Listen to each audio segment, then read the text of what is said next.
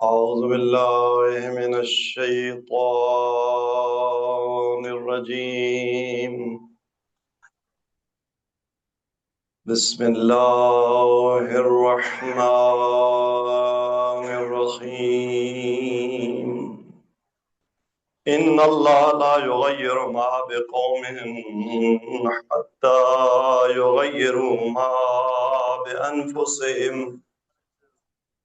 عزیزان گرامی، جیسا کہ آپ جانتے ہیں اور اشتہار میں آ چکا ہے، ہماری گفتگو کا موضوع آج انقلاب اسلامی. آج ہماری گفتگو کا موضوع انقلاب ہے، اور انقلاب بھی انقلاب اسلامی.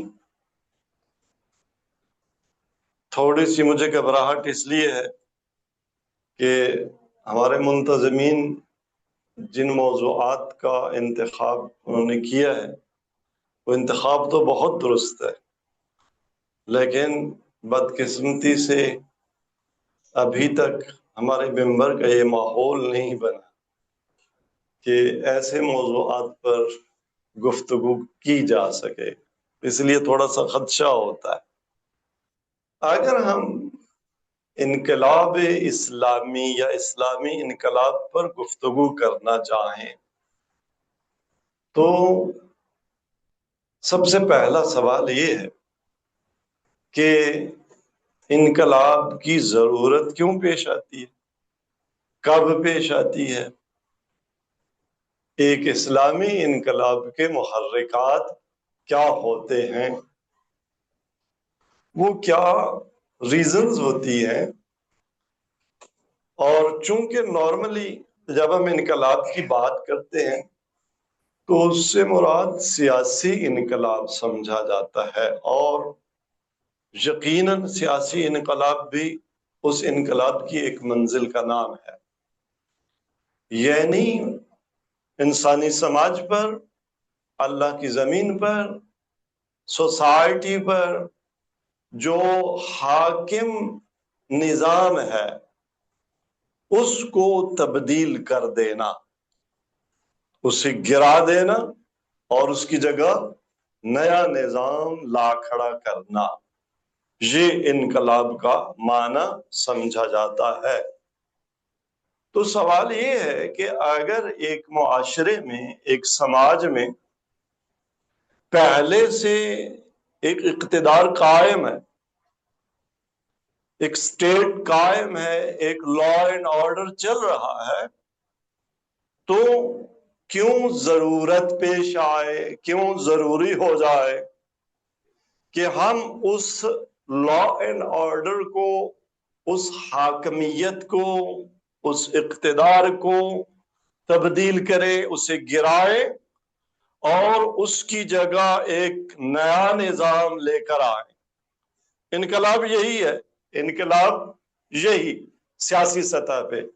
اگرچہ فرد کے اندر انقلاب ہو سکتا ہے، سماج میں ثقافتی اور کلچرل انقلاب ہو سکتا ہے، انقلاب کی اور بھی قسمیں، لیکن نارملی جب ہم پولیٹیکل فلسفی اور پولیٹیکل سائنس یا پولیٹکس میں انقلاب کا نام لیتے ہیں تو اس سے مراد یہی ہوتی ہے کہ ایک نظام حاکم کو گرا دینا اور اس کی جگہ ایک دوسرا نظام وہ لے آنا، اسے برسر اقتدار لے آنا.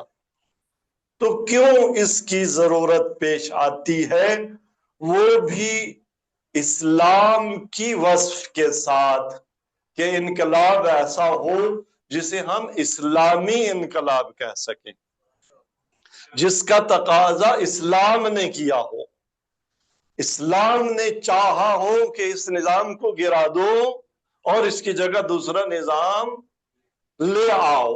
ایسا کب ضروری ہو جاتا ہے، وہ کیا محرکات ہوتے ہیں کہ ہم انقلاب لائیں اور اسلام کے نام پر، اسلام کے حکم پر، اسلام کی بالادستی کے لیے انقلاب لائیں. تو وہ کیا عوامل ہیں؟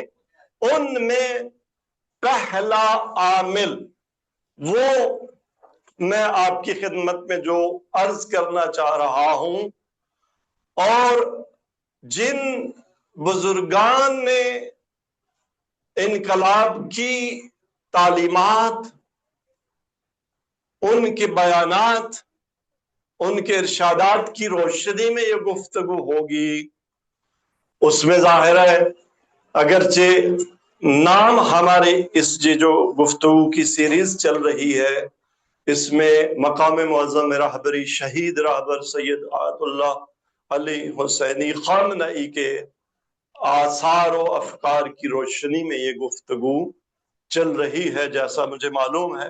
اب ہم گفتگو کرنے والے کتنا اس کو نبھا پائے ہیں، کتنا نبھا پاتے ہیں، وہ الگ بات، لیکن موضوع یہی ہے۔ ایسا ہے نا، ایک دفعہ مل کے بلند آواز میں صلوات پڑھیں۔ تو آج میں نے جتنا وقت ملا اور جتنا میرا علم و معرفت ہے، اس میں یہی محرکات انقلاب، جن کو آپ مبانی انقلاب، فاؤنڈیشنز ایک انقلاب کی، وہ بھی آپ کہہ سکتے ہیں، ان پہ جو گفتگو کر رہا ہوں، یہ البتہ صرفاً ایسا نہیں ہے کہ شہید رہبر ہی کے بیانات اور صرف انہی کے بیانات کی روشنی میں یہ گفتگو ہو رہی ہو، نہیں، ایسا نہیں ہے۔ ان کے بیانات خلا میں نہیں ہے، ظاہر ہے ان کے بیانات تجلی ہیں قرآن کی، ان کے بیانات تجلی اور بیان ہیں کس کا؟ حدیث کا، معصومین کے فرمان کا، اور ان کے بیانات ترجمانی ہیں رہبر کبیر انقلاب امام خمینی کے فرامین کی، ان کے انقلابی مبانی کی، اور امام خمینی کے ساتھ وہ جو انقلابی فکر کے معمار تھے، جن میں شہید مطہری جیسی شخصیات، شہید بہشتی جیسی شخصیات، شہید باہنر جیسی شخصیات۔ عزیزان گرامی، انقلاب کا سب سے پہلا محرک، ایک اسلامی انقلاب کا، کسی ملک میں، کسی معاشرے میں، دنیا میں، وہ کیا ہے؟ وہ ہے بنی نوع انسان کی احانت، جس کا مد مقابل نقطہ کیا ہے؟ تکریم انسانیت، انسانیت کی کرامت کا خیال رکھنا۔ اگر کسی سماج میں، اگر کسی سسٹم میں، اگر کسی اقتدار میں، اگر کسی حکومت میں، اگر کسی پولیٹیکل ارینجمنٹس میں انسان کی تکریم نہ ہو، انسان کی توہین ہو، تو وہاں اسلام ہم سے یہی تقاضا کرتا ہے کہ ایسے نظام کو ہی تباہ و برباد کر دو، اس نظام کو ہی الٹ پلٹ دو جس نظام میں تکریم انسانیت نہیں ہے۔ اس لیے کہ ارشاد پروردگار ہے وَلَقَدْ كَرَّمْنَا بَنِي آدَمَ وَحَمَلْنَاهُمْ فِي الْبَرِّ وَالْبَحْرِ، اور ہم نے بنی آدم کو، انسان کی اولاد کو کرامت دی ہے۔ خداوند تبارک تعالی نے انسان کے، بنی آدم نہیں فرمایا ہم نے مومنین کو، نہیں فرمایا ہم نے مسلمانوں کو، نہیں فرمایا ہم نے اہل ادیان کو، معاملہ انسانیت کا ہے۔ یہ انسان کو ایسی مخلوق ہے، یہ ایسا شاہکار تخلیق ہے کہ جس کی تخلیق پر خدا اپنے آپ کو میرے الفاظ میں شاباش دیتا ہے۔ تبارک اللہ احسن الخالقین۔ خدا نے اتنے دریا بنائے، صحرا بنائے، زمینیں بنائیں، آسمان بنائے، افلاک بنائے، برندے بنائے، درندے بنائے، ایک سنگل سیلولر جانور سے لے کر ہاتھی اور گینڈے جیسے عظیم الجثہ حیوان بنائے، درخت و دریا، افلاک، کیا کیا خدا نے نہیں بنایا، لیکن کہیں بھی نہیں فرمایا تبارک اللہ احسن الخالقین، لیکن انسان کی تخلیق پر خدا کیا فرماتا ہے؟ تبارک اللہ احسن الخالقین۔ تو اپنے آپ کو، اپنی حیثیت کو انسان پہچانے کہ خداوند تبارک تعالیٰ نے انسان کو کس عظمت کے ساتھ خلق فرمایا ہے، اور پھر انسان کے سر پر تاج کرامت رکھ دیا اور فرمایا وَلَقَدْ كَرَّمْنَا بَنِي آدم، اور ہم نے بنی آدم کو کرامت عطا کی، بزرگواری عطا کی، شرافت عطا کی، اور وَحَمَلْنَاهُمْ فِي الْبَرِّ وَالْبَحْرِ، اور ہم نے بنی آدم کو سوار کر دیا، بنی آدم کی سواری بنا دیا۔ کس کو؟ بر والبحر، خشکی بھی سواری ہے بنی آدم کی اور تری بھی سواری ہے بنی آدم کی۔ ہم نے خشکی اور تری کو گویا بنی نوع آدم کا رام، حیوان اور سواری بنا دیا۔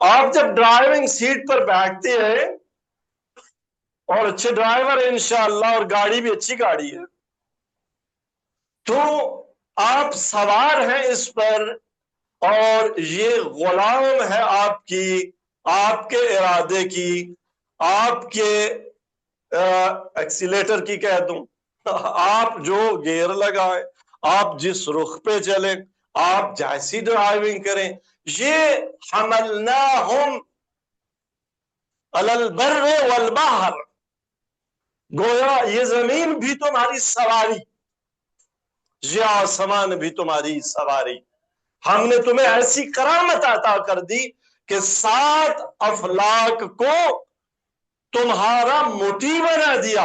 تو یہ کس کی عظمت کو بیان کرتا ہے؟ وہ انسان جو پوری کائنات کے ہر ذرے پر حکمرانی کرے، اسے ڈرائیو کرے، اس پر سواری کرے، اس کی انعام اور لگام اس کے ہاتھ میں ہو، جدھر چاہے موڑے۔ اور دیگر آیات میں تسخیر کی بات کی کہ ہم نے زمین و آسمان کو، ہم نے آسمانوں کو، ہم نے زمینوں کو، ہم نے سمندروں کو، سخر لکم ما فی الارض، زمین میں جو کچھ ہے تمہارے لیے تسخیر کر دیا۔ یہ ہے مقام انسانیت۔ اور یہ جو آیت میں آپ کے سامنے تلاوت کر رہا ہوں، سورہ بنی اسرائیل کی آیت نمبر 70، اس میں ارشاد فرمایا وَحَمَلْنَاهُمْ فِي الْبَرِّ وَالْبَحْرِ وَرَزَقْنَاهُمْ مِنَ الطَّيِّبَاتِ وَفَضَّلْنَاهُمْ عَلَى كَثِيرٍ مِّمَّنْ خَلَقْنَا تَفْضِيلًا، اور ہم نے بنی نوع انسان کو بہترین رزق عطا کیا، طیبات، پاکیزہ، طیب۔ یہ الگ بات، انسان خود اس طیب رزق کو چھوڑ کر خبیث کو کھانے لگے، خبیث کو اپنا رزق بنا لے، خبیث کو اپنی روزی بنا لے، حرام کو، نجس کو، آلودہ کو اپنی روزی بنا لے، لیکن اس نے تیرے رزق میں طیبات کا بندوبست کر دیا ہے۔ اور ارشاد فرماتا ہے کہ ہم نے اپنی مخلوق میں اکثر پر، کثیر پر بنی نوع بشر کو فضیلت عطا کی۔ کون رہ گیا وہ خدا جانتا ہے، شاید جبرائیل جیسی ہستیاں، لیکن وہ بھی بنی نوع انسانیت کے کامل سلسلے کے غلام ہیں۔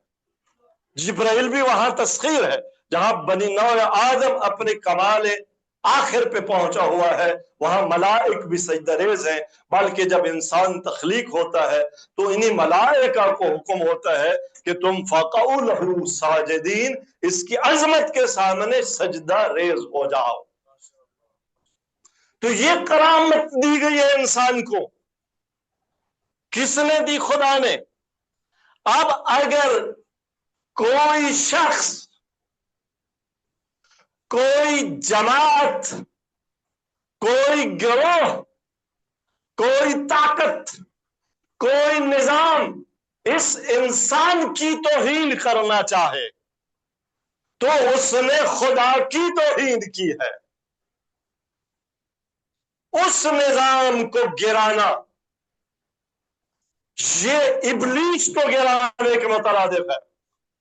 انسان کی عظمت و مقام کے سامنے اگر کسی نے تمرد کیا، اگر کسی نے نافرمانی کی، اگر کسی نے بغاوت کی، اگر کسی نے سر علم کیا، تو وہ ابلیس تھا جس نے کہا میں اس سے بہتر، تو نے انسان کو خلقتہ من طین اور مجھے تو نے آگ سے خلق کیا، اور آگ خاک پر فضیلت رکھتی ہے۔ ابا واستکبر، ایک مخلوق خلق خدا میں ایسی تھی جو شرافت انسانی کے سامنے کھڑی ہوئی، ایک ذات ایسی تھی جو کرامت انسانی کے مقابلے میں آئی اور اس نے تکبر دکھایا، اور وہ ابلیس تھا۔ اور جو بھی جس رنگ میں بھی جس روپ میں بھی کرامت انسانی کے مقابلے میں آ جائے، وہ اگر نظام ہو، اگر کوئی پولیٹیکل سسٹم ہو، اگر کوئی اسٹیٹ ہو، اگر کوئی وہ مینجمنٹ ہو، اگر کوئی وہ اسٹیبلشمنٹ ہو، اگر کوئی وہ لا اینڈ آرڈر ہو، تو جان لیجئے یہ اسٹیٹ، یہ نظام، یہ لا اینڈ آرڈر، یہ اقتدار، یہ اسٹیبلشمنٹ، یہ ابلیسی نظام ہے، یہ ابلیسی اسٹیبلشمنٹ ہے، یہ شیطانی نظام ہے، یہ فرعونی حکومت ہے۔ اس کا تختہ الٹ دو، اس کو سر نگوں کر دو۔ یہ پہلا پلر، یہ پہلا محرک اسلامی انقلاب کا، اور انسان کو خدا نے اس مقام پر اتنی کرامت دی ہے کہ خدا نے اپنا دین بھی بنی نوع انسان پر جبرن لاگو نہیں کیا۔ ارشاد فرمایا لا اکراہ فی الدین، آپ گن پوائنٹ پہ کسی کو سجدہ نہیں کرواؤ، آپ گن پوائنٹ پہ کسی کو کلمہ نہیں پڑھواؤ۔ ہاں جنگ کے اصول ہے، وہاں اگر کسی نے جان بچانی ہے، مقابلے میں نکلا ہے، نبی کے مقابلے میں نکلا ہے، دین کے مقابلے میں نکلا ہے، نبی کو شہید کرنے کے لیے نکلا ہے، ولی کو مارنے کے لیے، دین کو مٹانے کے لیے نکلا ہے، اور اب تلوار کی زد پہ آ گیا، اس تلوار سے بچنے کے لیے لا الہ الا اللہ کہنا ہوگا، جان بچ جائے گی، مال بچ جائے گا، ناموس بچ جائے گی، لیکن اسلام اصلا جبر کے سامنے تعظیم کا نام ہی نہیں ہے۔ اسلام دل سے عظمتوں کے سامنے جھکنے کا نام ہے۔ آپ فکری طور پر وہاں پہنچے کہ جس کے سامنے جھک رہے ہیں اس سے معبود پائے،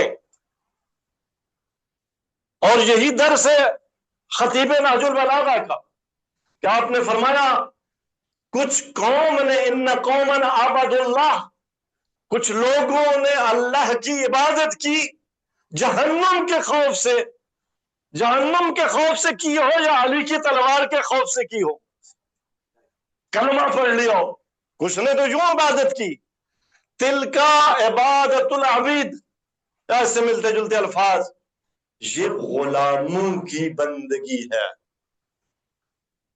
یہ نوکروں کی بندگی ہے۔ اور ایک گروہ نے وہ جنت کے حور و قصور و غلمان و نہریں اور حوریں اور کیا کیا اس کے شوق میں تیری عبادت کی، وہ تاجروں والی عبادت ہے۔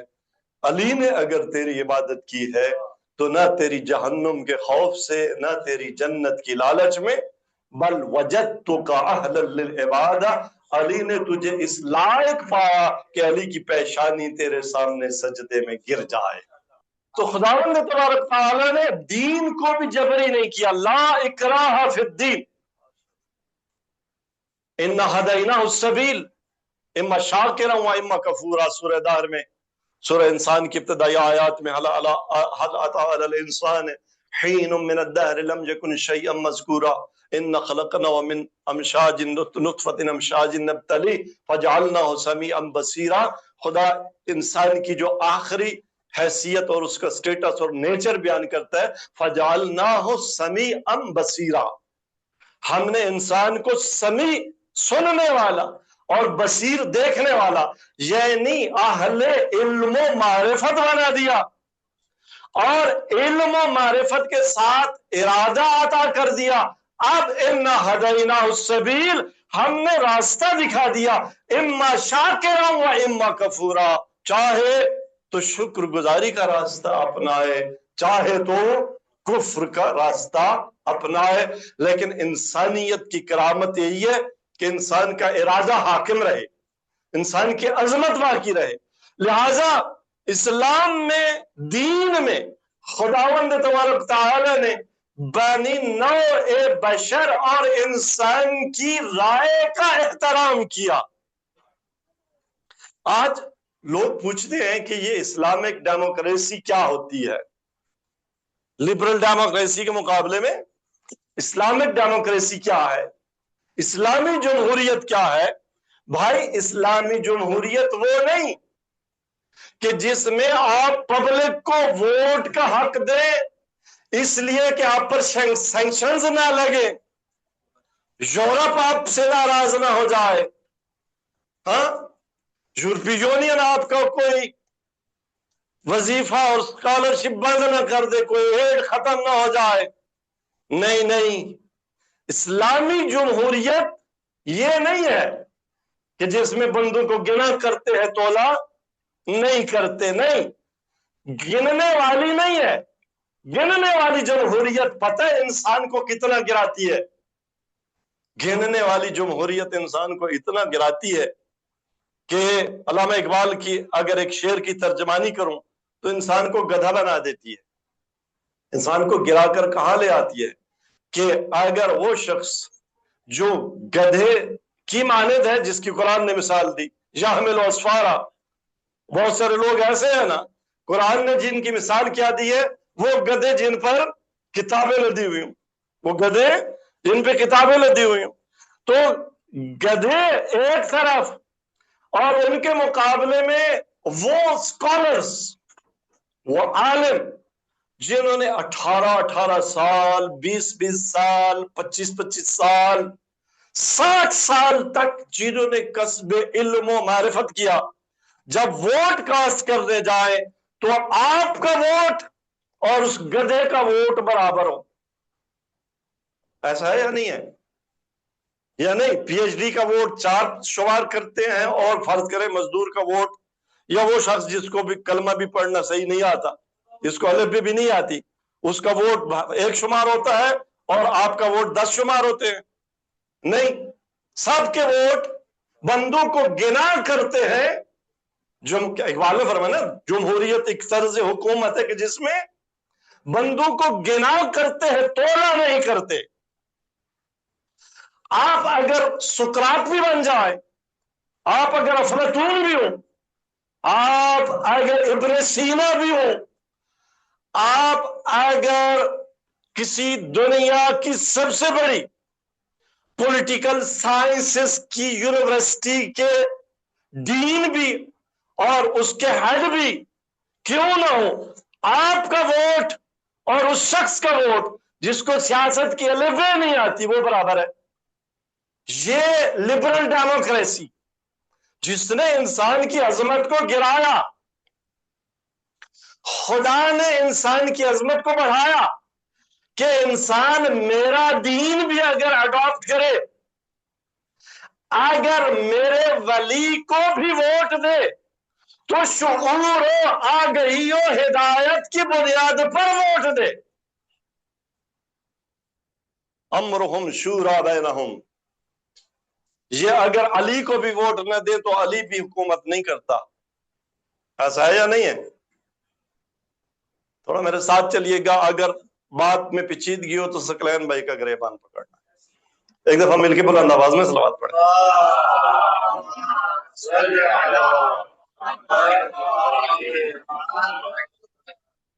یہاں انسان کو اسلام لایا ہے کہ وہ جو میرا ولی ہے، وہ جو حجت خدا ہے، ان سے پہلے رسول گرامی اسلام جب تک آپ کے ہاتھ پر آ کے بیعت نہیں کر لیں گے، یہ اسلامک اسٹیٹ قائم نہیں ہوگی.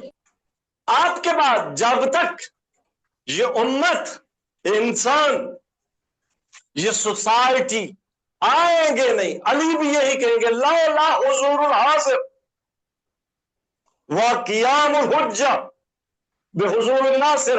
الفاظ میں اگر تھوڑا بہت اونچ نیچ ہو تو یہی ہے کہ آپ فرماتے کہ اگر میرے ہاتھ پر بیعت کرنے والے نہ ہوتے اور مجھ پر حجت خدا قائم نہ ہوتی تو جیسے یہ امر خلافت و حکومت چل رہا تھا علی ویسا ہی چلنے دیتا. کہاں انسان کو اسلام لے آیا ہے، اور اسلام نے جمہور کو یوں ویٹ دیا ہے. جو اسلامی جمہوریت ہے وہ انسان کو کرامت عطا کرتی ہے، انسان کو عزت دیتی ہے، انسان کو وقار دیتی ہے. کوئی ہو جو اسلامک ڈیموکریسی پہ بولے، اس کا موازنہ کرے لبرل ڈیموکریسی کے ساتھ، تو یہ ہے انسانی مقام. اور اس کے مقابلے میں جو بادشاہی ہے، جو کنگڈم ہے، جو سلطنت ہے، اس کی نیچر کیا ہے؟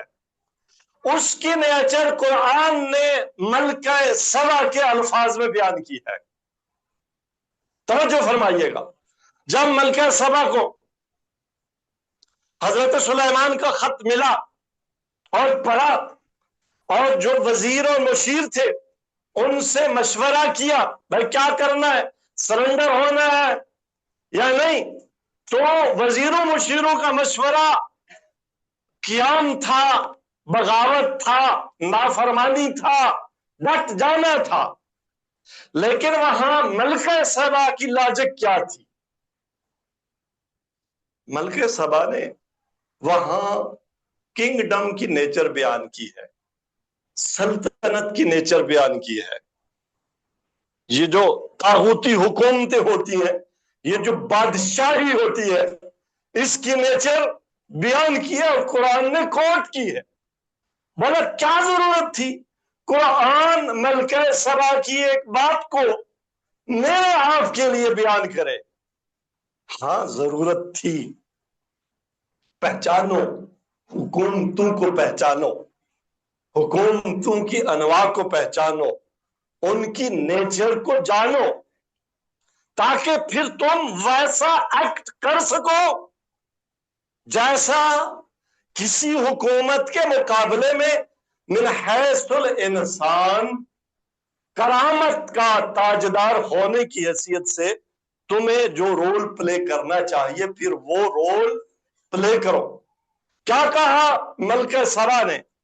فرمایا قالت ان الملوک اذا دخلوا قریۃ افسدوها وجعلوا اعزۃ اہلها اذلہ.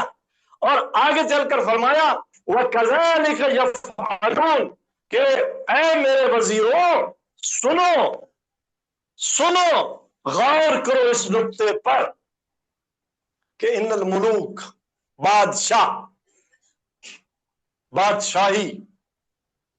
بادشاہی مطلق العنان ہوتی ہے. بادشاہی انسانی غریزے کی حکمرانی کا نام ہے، جس میں انا ربکم الاعلی، میں تمہارا سب سے بڑا رب ہوں، یہ ہے بادشاہی۔ تو کہا بادشاہ کیا کرتے ہیں؟ ان الملوک اذا دخلوا قریہ، بادشاہ جب کسی قریے میں، جب کسی شہر میں داخل ہو جاتے ہیں نا پورا فوج اور لاؤ لشکر لے کر، تو پھر کیا کرتے ہیں؟ افسدو، ہاں اس قریے کو فاسد کر دیتے ہیں۔ یہ نہیں ہو سکتا بادشاہ کسی سلطنت میں، کسی ٹیریٹری میں، کسی علاقے میں داخل ہو اور اسے فاسد نہ کرے، نہیں، وہ اس کو فاسد کرے گا۔ اب فساد کی قسمیں ہیں، وہ اس کی کہیں اصلاح بھی کر رہا ہوگا تو اس میں فساد۔ ایک جگہ مقام معظم راہبری نے اپنی اسی کتاب میں اسی بادشاہی کی جو خصوصیات ہے نا وہ گنے ہیں، اور اس میں ایک جگہ فرمایا ہے کہ جو نظام پہلوی تھا، جو رضاخانی نظام تھا، اس کی ایک خصوصیت یہ تھی کہ اس مملکت میں جہاں بھی کوئی بہترین زمین کا ٹکڑا تھا تو اس کے قبضے میں، کوئی باغ تھا تو اس کے قبضے میں، کوئی پلاٹ تھا تو اس کے قبضے میں، کوئی زرعی زرخیز زمین تھی تو اس کے قبضے میں۔ جہاں جہاں اچھی جگہ وہ ان کے قبضے میں۔ غریبوں کو کیا ملا؟ وہ تنگ گلیاں جن میں گندے پانی کے گزرنے کا بھی نظام نہیں ہے، صاف پانی تو ملتا ہی نہیں نا پینے کو، وہ تو ایک خواب بن گیا۔ گندگی کے ایسے گزر جانے کا بھی نظام نہیں ہے کہ آپ کے کپڑے پاک رہ سکیں گلی سے گزرتے ہوئے۔ اور یہ تو اپنی سٹیٹ میں، اور جب کسی اور مملکت پر قبضہ کر لیں تو پھر تو اس قریے کو تاحوالہ کر دیتے ہیں، برباد کر دیتے ہیں، تمدن ویران کر دیتے ہیں۔ وَجَعَلُوا عِزَّةَ أَهْلِهَا، اور اس مملکت کے جو عظیم لوگ ہوتے ہیں، جو صاحب عظمت و کرامت لوگ ہوتے ہیں، جو دانشور ہوتے ہیں، جو علماء ہوتے ہیں، جو سائنسدان ہوتے ہیں، انہیں کیا کرتے ہیں؟ اذلہ، انہیں زندانوں کی سلاخوں کے پیچھے بند کر کے ذلیل و حقیر و پست و رسوا بنا دیتے ہیں۔ وہاں خمینی زندان میں چلا جاتا ہے، وہاں مطہری زندان میں ہوتا ہے، وہاں باہنر، وہاں ان کی زبانیں کھینچی جاتی ہیں، وہاں ناخن کھینچ لیے جاتے ہیں پلاس سے، ایک ایک ناخن، ہاتھوں کے ناخن، پاؤں کے پنجوں کے ناخن، سائنسدانوں کو زہر دے کے مار دیا۔ یہ ہے کس کی نیچر؟ یہ ہے بادشاہی کی نیچر، یہ ہے سلطنت کی نیچر۔ تو سلطنت مخالف ہے تکریم انسانی کے، اور خدا نے بنی نوع انسان کو کرامت دی، تو انقلاب کا پہلا اصول، پہلا محرک اسلامی انقلاب کا وہ یہ کہ مسلمان نے کیا کرنا ہے، نہ فقط مسلمان نے، ایک انسان نے اگر اس کی انسانیت زندہ ہے، اگر اس نے جو ہے انسانیت کو کھو نہیں دیا، تو ایسے طاغوتی نظام کے خلاف جو جعلوا عزت اہلہا اذلہ، جو عزیز کو ذلیل بنا دے، جو عالم کو اس کو بند کر دے، جو سائنسدان کو موت کے گھاٹ اتار دے، اسے گولی مار دے، اس نظام کے خلاف قیام، اس کو گرانا، یہ پہلا موجب اور محرک ہے انقلاب کا۔ اب آنکھیں کھولو، اگر تم مسلمان ہو، مسلمان دور کی بات، اگر تم انسان ہو اور انسانیت کا پیمانہ کیا ہے؟ بعض علماء نے یہ سوال اٹھایا کہ انسانیت کا پیمانہ کیا ہے، انسان کی قیمت کیا ہے؟ اس دن میں ایک کلپ بھی سن رہا تھا اور امام خمینی کے آثار میں بھی میں نے یہ بات پڑھی ہے، اور علامہ تقی جعفری بعض آپ جانتے ہیں، یہ وہ فلاسفر گزرے ہیں ہمارے معاصر فلاسفر ہیں کہ جن کو یورپ کے بڑے بڑے فلسفی اور بڑی بڑی یونیورسٹیز اگر وہ کسی اسٹوڈنٹ کو صرف سائن کر کے بھیج دے تو اس کا کوئی انٹرویو نہیں ہے وہاں ایڈمیشن کے لیے۔ علامہ تقی جعفری شارح ناج البلاغہ مثنوی کی شرح کی ہے، اتنے عظیم انسان۔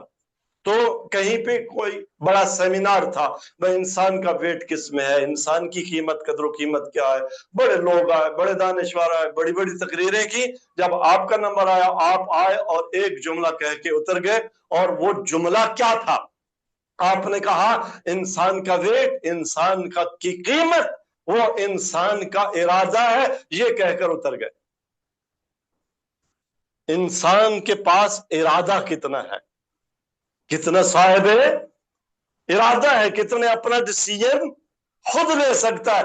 جب اتر گئے تو بڑے بڑے دانشوروں نے گھیر لیا، علامہ اتنا بڑا نکتہ اب ہم نہیں سمجھے، وہ سمجھ گئے کہ علامہ نے ایک جملے میں کوزے میں کتنا سمندر بند کیا ہے۔ بھائی انسان کون ہوتا ہے؟ وہ جو بھیڑ بکری کی طرح رسی ڈلی ہوئی ہو اور جدھر مالک نے موڑ دیا یہ بھی ادھر مڑتا جائے، وہ انسان ہوتا ہے؟ یا نہیں جو جس بھی موڑ پہ پہنچے تو کہے میں کسی گلے میں ڈلی ہوئی رسی کے کھینچنے سے نہیں مڑوں گا، میں اپنے انتخاب سے مڑوں گا، میں اپنے علم و معرفت کی روشنی میں فیصلہ کروں گا، نئے ڈیسیژن لوں گا۔ یہ ہے انسان، وہ کہیں کتا ہے، کہیں گدھا ہے، کہیں بکری ہے، کہیں گھوڑا ہے، کہیں بیل ہے، جو جسے ناف ڈلی ہوئی ہے، جسے مہار ڈلی ہوئی ہے، جسے لگام ڈلی ہوئی ہے، جو دوسرے کی لگام پھیرنے پہ پھرتا رہے، وہ انسان نہیں۔ جس کو ہینڈل اس کا ارادہ کر رہا ہو وہ انسان ہے۔ تو یہ ہے انسانی کرامت، اور اب ہم نے دیکھنا ہے کہ ہماری کتنی کرامت ہے ہمارے سماج میں، ہمارے نظام میں، ہمارے پولیٹیکل سسٹم میں، ہماری سوشل ارینجمنٹس میں، ہمارے اقتدار کے لیے کتنا ہمارا ارادہ اور کتنے ہم غلام ہیں۔ اگر انسان ہیں تو جب بھی اپنا سٹیٹس اتنا گرا ہوا پائیں تو پھر کھڑے ہو جائیں، پھر اٹھ پڑے، پھر قیام کریں، پھر انقلاب بپا کر دیں، اس نظام کی ایک ایک اینٹ کو تہو بالا کر دیں، اور وہ نظام لے آئیں جو انسانیت کو کرامت عطا کرے، جو انسانیت کو عزت و وقار عطا کرے۔ یہ پہلا رکن ہے۔ انسان جہاں بھی ہوگا، حر جہاں بھی ہوگا، آپ کو پتا ہے آج انقلاب اسلامی ایران کے ساتھ کون کون کھڑا ہے؟ صرف مسلمان کھڑے ہیں؟ نہیں۔ کیا وجہ ہے کہ آج انقلاب اسلامی ایران کے حق میں، آج اگر فلسطین میں اسرائیل مسلمانوں کو بردہ اور غلام اور ان کے انسانی سٹیٹس سے گرا کر حیوانی مقام پر لے آتا ہے، اور وہ اپنی حریت اور آزادی کے لیے کھڑے ہوتے ہیں، تو امریکہ کی یونیورسٹیوں میں وہ چفیا گلے میں ڈال کر غیر مسلمان لیکن انسانیت جس کی باقی ہے وہ کھڑا ہو جاتا ہے، اور لندن کے روڈز پر، ہاں وہ راہبر شہید نے فرمایا تھا نا کہ یہ لندن کی اسلامی اور ایرانی بسیج ہے۔ وہ لندن میں وہ جو جلوس جو جس جہاں تک نظر جاتی تھی لوگ نکلے تھے، اور انقلاب اسلامی ایران کا راہبر کی تصویریں اٹھا کر، تو وہ کیا مسلمان تھے، وہ کیا شیعہ تھے، لیکن کون تھے؟ جن کی انسانیت نہیں مری تھی، جو آزاد انسان تھے، ان کی انسانیت کی آواز وہ بلند ہوئی اور انہوں نے بتایا کہ اگر انسانی آزادی و حریت، جس لبرٹی کی تم بات کرتے ہو، جس انسانی فریڈم کی تم بات کرتے ہو، تم جو نعرہ تو دیتے ہو کہ انسان کو آزاد ہونا چاہیے، لیکن اسی نعرے کے ذریعے تم نے انسان کو غلام بنایا ہوا ہے، اس نعرے کو بلند کرنے کا اگر کسی کو حق پہنچتا ہے تو وہ سید علی خامنئی ہے، وہ ان کے پیشرو خمینی کبیر ہیں، جنہیں انسانی آزادی کا سلوگن اور نعرہ اور شعار بلند کرنے کا حق پہنچتا ہے۔ یہ ہے عزیزان گرامی انقلاب، اور اس انقلاب کا دوسرا جو رکن ہے، آج اس کی طرف تھوڑا سا اشارہ کر کے، چونکہ وقت کافی گزر گیا ہے، کل اگر توفیق رہی تو اس پر گفتگو کریں گے، وہ یہ کہ جب یہ انسان اتنا کریم ہو گیا، اتنا باعزت ہو گیا کہ خدا نے بھی فرما دیا اِنَّا هَدَيْنَاهُ السَّبِيلَ، ہم نے ہدایت کی ہے، راستہ دکھایا ہے، اما شاکرا و اما کفورا۔ اب یہ انسان خود انتخاب کرے کہ شکر گزاری کے راستے پر چلنا ہے یا کفر اختیار کرنا ہے، کفران نعمت کرنا ہے۔ تو یہ انسان صاحب ارادہ کب ہوگا؟ دیواریں صاحب ارادہ نہیں ہوتے، دروازے صاحب ارادہ نہیں ہوتے، دیوار و در ارادہ نہیں کرتے، فیصلے نہیں لیتے، ڈیسیژنز نہیں لیتے، بہر بر فیصلے نہیں کرتے، ڈیسیژنز نہیں لیتے۔ وہ انسان جو بحر و بر پر حاکم، حالانکہ انسان کی جو ظاہری ساخت ہے اور اس کا یہ چھوٹا سا وجود ہے جو اس چھوٹی سی کرسی پہ آ گیا، اس کو اگر دیکھیں، اس کے مقابلے میں ہاتھی کو دیکھیں، اس کے مقابلے میں عظیم الجثہ حیوانوں کو دیکھیں، اس کے مقابلے میں پہاڑوں کو دیکھیں، اس کے مقابلے میں کوہ ہمالیہ کو دیکھیں، اس کے مقابلے میں کہکشاؤں کو دیکھیں، تو کتنی وہ عظمت ہے۔ لیکن یہ چھوٹا سا وجود اگر اس بحر و بر پر، اس دیوار و در پر، ان افلاک پر غالب آ گیا، سواری کر رہا ہے تو ارادے کے زور سے، لیکن پتہ ہے ارادہ کب جنم لیتا ہے؟ ارادہ کیوں جنم لیتا ہے؟ کوئی میرے سوال کا جواب دے سکتا ہے؟ ارادہ کہاں جنم لیتا ہے؟ یہ اٹھاؤں یا یہ کروں یا وہ؟ کب؟ جب اس کا بھی پتہ ہو کہ یہ بھی ہے اور وہ بھی ہے، اس کی کچھ خصوصیات بھی معلوم ہو اور اس کی کچھ خصوصیات بھی معلوم ہو۔ معرفت، علم، آگہی، جب تک معرفت نہ ہو تب تک ارادہ، دیوار کے پاس معرفت ہی نہیں ہے، در کے پاس معرفت ہی نہیں ہے، بحر و بر کے پاس معرفت ہی نہیں ہے، انتخاب کیا کریں گے؟ یہ انسان ہے جس کے پاس معرفت ہے۔ معرفت کس چیز کی؟ سب چیزوں کو چھوڑ دے، ایک معرفت یہ ہے کہ میں نے زندگی کیسے گزارنی ہے، یہ پہنوں یا وہ پہنوں، یہ سر پہ رکھوں یا ٹوپی رکھ لوں یا سر گنجا کروا لوں، ویسے بھی گنجا ہو رہا ہے، اچھا ٹھیک ہے، کیا کرنا ہے؟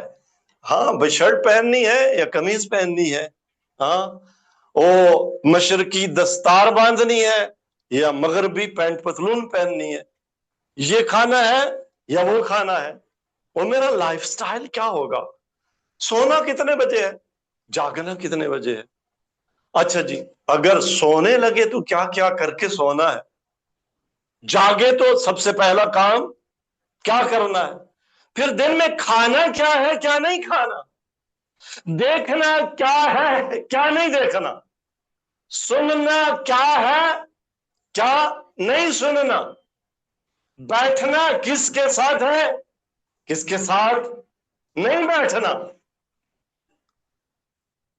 کون سے تعلقات جائز، کون سے تعلقات ناجائز، کیا ہوگا میرا لائف سٹائل۔ لائف سٹائل کا دوسرا نام ہے دین۔ دین، دین کا مطلب کیا ہوتا ہے؟ زندگی کا سلیقہ، زندگی کا طریقہ۔ میری زندگی کا سلیقہ کیا ہوگا؟ گریٹنگ کرنی ہے تو یوں کرنا ہے، یوں کرنا ہے، ہیلو ہائے، السلام علیکم، پہننا ہے تو کیا، کھانا ہے تو کیا، نکاح کہاں ہوتا ہے، کہاں نہیں ہوتا، یہ سارا اسی کا نام ہے دین۔ اور اب جب تم صاحب اختیار ہو گئے تو ایک کمپلسری چیز جو ہر صورت تم نے اڈاپٹ کرنی ہے، جس میں چاہنا ہے یا رد کرنا ہے، تو وہ کیا ہے؟ دین ہے، وہ ہے طرز زندگی، وہ ہے لائف سٹائل، وہ ہے زندگی گزارنے کا سلیقہ۔ ندائے خالق کی آتی ہے، الیوم اکملت لکم دینکم واتممت علیکم نعمتی ورضیت لکم الاسلام دینا۔ مجھ سے پوچھتے ہو جو میں ہوں تمہارا خالق، جو میں تمہارے ایک ایک خلیے سے بھی آگاہ، تمہاری ایک ایک خاص اور تمنا اور آرزو سے بھی آگاہ، تمہارے ایک ایک فطری تمایل سے بھی آگاہ، تمہارے ایک ایک حیوانی غریزے سے بھی آگاہ۔ اگر مجھ سے پوچھنا ہے کہ کیسے زندگی گزارے تو میں اعلان کر رہا ہوں کہ رضیت لکم الاسلام دینا، میں نے جو تمہارا لائف سٹائل پسند کیا ہے وہ اسلام ہے، اسلام کے مطابق زندگی گزارنی ہے۔ اور دوسری جگہ آواز دی وَمَن يَبْتَغِ غَيْرَ الْإِسْلَامِ دِينًا، اگر کسی نے اسلام کے علاوہ کوئی اور آئیڈیالوجی اڈاپٹ کی، کوئی اور ورلڈ ویو، ہاں ازمز کا بازار گرم ہے، ایتھیزم سے لے کے، مارکسزم سے لے کے، کمیونزم سے لے کے سوشلزم تک، اقتصادی نظاموں میں کہیں کیپٹلزم، کہیں کیا کیا، آپ مجھ سے ان ازمز کو زیادہ، اور لبرلزم تک چلے آئے۔ ازمز کی مارکیٹ ہے اور لوگ خرید رہے ہیں، آئیڈیالوجیز، ورلڈ ویوز، تصورات زندگی، طرز زندگی، یہ خریدا جا رہا ہے۔ اس بازار میں ایک ورلڈ ویو ہے، الہی تصور کائنات، ایک طرز زندگی ہے اسلام، میں نے تمہارے لیے یہی پسند کیا ہے۔ اگر تم نے اس کے مقابلے میں کوئی اور ورلڈ ویو، کوئی اور آئیڈیالوجی، کوئی اور لائف سٹائل اپنایا تو وَمَن يَبْتَغِ غَيْرَ الْإِسْلَامِ دِينًا، جس نے اسلام سے ہٹ کر کوئی دین اڈاپٹ کیا تو کیا ہوگا؟ فَلَن يُقْبَلَ مِنْهُ، اس سے وہ قبول نہیں ہوگا، وَهُوَ فِي الْآخِرَةِ مِنَ الْخَاسِرِينَ۔ بتا دیا ہے کہ دیکھو تمہارا یہ لائف سٹائل صرف اس دنیا کے لیے نہیں ہے، تمہاری آخرت ہے۔ انسان ہیئر آفٹر رکھتا ہے، صرف یہی ورلڈ اور یہی دنیا اور یہی زندگی نہیں ہے، یہ تو 4 دن کی زندگی، وہ جو ابدی زندگی ہے۔ دیکھو تم آئیڈیالوجیز خریدتے ہو تو دیکھو وہ خریدو جس میں تمہارا نقصان نہ ہو، جو تمہیں سب کچھ کرنے دیتی ہے اسلام کو فالو نہیں کرنے دیتی۔ اس نظام کی اینٹ سے اینٹ بجا دو۔